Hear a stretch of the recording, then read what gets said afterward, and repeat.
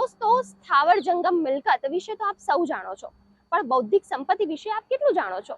આ બૌદ્ધિક સંપત્તિ વિશે જાગૃત બનવાથી દેશને પણ ઘણો આગળ લઈ જઈ શકાય છે અને આથી જ તેના મહત્વને ઉજાગર કરવા માટે દર વર્ષે 26 એપ્રિલને વર્લ્ડ ઇન્ટેલેક્ચ્યુઅલ પ્રોપર્ટી ડે તરીકે ઉજવવામાં આવે છે.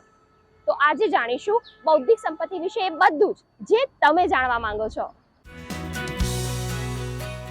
કે બૌદ્ધિક સંપત્તિ એ એક એવી અદ્રશ્ય મિલકત છે કે જેની પાસે કોઈ પણ દેશના ભવિષ્યને બદલવાની શક્તિ છે. તમે ઘણી બધી ફૂડ ચેનની વાત કરો, જે બર્ગર વેચનારી કંપનીઓ છે, એની રજિસ્ટ્રેશન ઓફિસ થઈ યુએસમાં, પણ પૂરા વિશ્વમાં અલગ અલગ ફ્રેન્ચાઇઝી મોડેલના આધારે પોતે જે પણ વસ્તુ વેચશે એનો એક ભાગ એમને બેઠા બેઠા મળશે. આવી બૌદ્ધિક સંપત્તિની રચના થતી. ટ્રેડમાર્કની વાત કરો, કોપીરાઇટની વાત કરો, આ બધી સંપત્તિમાં એટલી બધી તાકાત છે કે એ રચનાકારો જો કોઈ દેશમાં હોય તો એના આધારે એ દેશનું ફોરેન હુંડિયામણ એટલે વિદેશી મૂડીરોકાણ તેમજ એ દેશની પોતાનું ઇન્ફ્રાસ્ટ્રક્ચર પણ ઘણું વિશિષ્ટ રીતે વિકસિત થઈ શકે.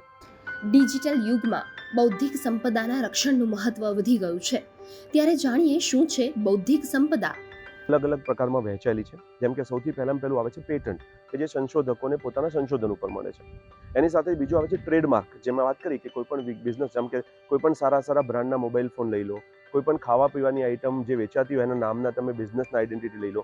આ દરેક લોકોનો બિઝનેસ પોતાના લોગો, પોતાના નામથી થતો હોય છે, તો એ છે ટ્રેડમાર્કનો કન્સેપ્ટ. એવી રીતે કોઈ ગીતકાર, કોઈ મ્યુઝિક બનાવનાર, કોઈ સિનેમેટોગ્રાફી એટલે કે ફિલ્મ બનાવનાર, કોઈ સરસ મજાનું સોંગ બનાવનાર, કોઈ કળા કારીગરી કરનાર, આવા તમામ વ્યક્તિઓ પોતાના ક્રિએશન ઉપર રાઇટ લઈ શકે અને કહે છે કોપીરાઇટ. એવી રીતે તમે જોતા હશો કે ગાડીની અલગ અલગ ડિઝાઇન્સ હોય છે, બાઇકની અલગ અલગ ડિઝાઇન હોય છે, પ્રેશર કુકરની પણ અલગ અલગ ડિઝાઇન હોય છે અને આપણે ડિઝાઇનને આધારે અમુક વસ્તુઓ ખરીદતા હોઈએ છીએ. તો આને કહે છે ઇન્ડસ્ટ્રીયલ ડિઝાઇન. એવી જ એક અત્યારે બીજી ઇન્ટેલેક્ચ્યુઅલ પ્રોપર્ટી જે બહુ પ્રખ્યાત છે, જેમ કે પાટણના પટોળા, સુરતનું જરી વર્ક, પછી નાસિકની સરસ મજાની ગ્રેપ્સની વાત કરીએ છીએ, નાગપુરના સંતરા, આ બધાને કહેવાય છે ભૌગોલિક ઓળખ, એટલે જેને કહેવાય છે જીઓગ્રાફિકલ ઇન્ડિકેશન. આ પણ એક ઇન્ટેલેક્ચ્યુઅલ પ્રોપર્ટી છે.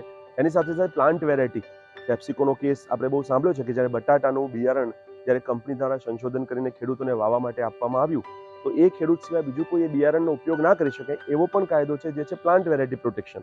અને એના પછી આપણે જે પણ ડિવાઇસ વાપરીએ એની અંદર વાપરવામાં આવતી સેમિકન્ડક્ટર ઇન્ટિગ્રેટેડ સર્કિટની ચિપ, એ પણ એક બૌદ્ધિક સંપત્તિ છે. તો કુલ ભારતમાં 7 અલગ અલગ કાયદાઓ છે જે અલગ અલગ પ્રકારની બૌદ્ધિક સંપત્તિને રક્ષણ આપે છે.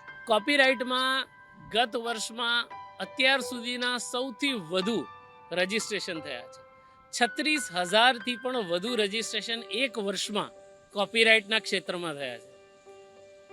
ભારતનું યુવા એ નવા એવા ક્રિએટિવ કામ કરે છે અને એ કામની સાથે એમના બૌદ્ધિક સંપદા અધિકારને પ્રોટેક્ટ કરવા પણ માંગે છે.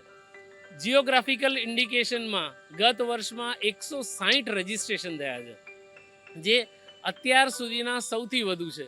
કચ્છમાં જે અજરક છે, અજરકથી સૌ પરિચિત, એક પણ ગુજરાતી એવો નહીં જે અજરકથી અજાણ હોય, પણ એ અજરક બનાવવા માટે 3 ગામના લોકો, ખાવડા, અજરક અને બીજું એક ગામ છે, એ 3 ગામના લોકો સાથે મળી અને કામ કરે છે. આ એક જીઓગ્રાફિકલ ઇન્ડિકેશન છે. પર્ટિક્યુલર 3 ગામના લોકોએ અજરકને વિશ્વમાં કીર્તિમાન સ્થાપિત કરાવ્યું છે. આજે આપણે ઇન્ફોર્મેશન ટેકનોલોજીના એજમાં કોઈ સંપત્તિ એક દેશની સંપત્તિ નથી. મેં બનાવેલું ગીત ઇન્ટરનેટના માધ્યમથી વિશ્વમાં કોઈ પણ જગ્યાએ સાંભળી શકાય છે. તો વિશ્વમાં કોઈ જગ્યાએ જો એનું વાયોલેશન થયું તો એના માટે એ દેશની અંદર જઈને કાર્યવાહી કરવી પડશે. એના માટે એ દેશમાં પણ કોઈ કાયદો હોવો જોઈએ.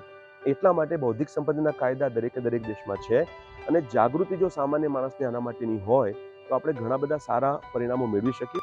ઇન્ટરનેટ પર માહિતીનો ધોધ વહી રહ્યો છે, ત્યારે આજના જ્ઞાન આધારિત અર્થતંત્રમાં બૌદ્ધિક સંપદાનું જ્ઞાન હોવું ખૂબ જરૂરી છે. ગુડ ન્યૂઝ ગુજરાત માટે અમદાવાદથી લક્ષ્મણ રાજપૂત સાથે નિકેતા શુક્લનો રિપોર્ટ.